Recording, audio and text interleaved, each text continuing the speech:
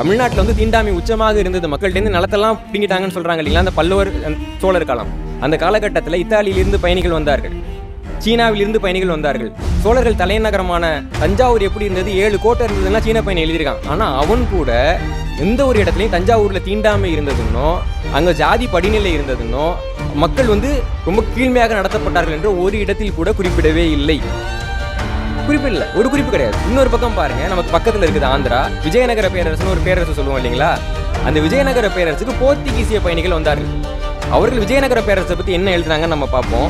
இந்த தகவல்கள் எந்த புத்தகத்தில் இடம்பெற்றிருக்கின்றது மிக முக்கியமான ஒரு செய்தி. பெரியாருடைய தனிச்செயலாளராக இருந்த கோ இமயவரமன் அப்படிங்கிறவர் பார்ப்பனர் சூழ்ச்சியும் மன்னர்கள் வீழ்ச்சியும் ஒரு புத்தகம் எழுதியிருக்காரு.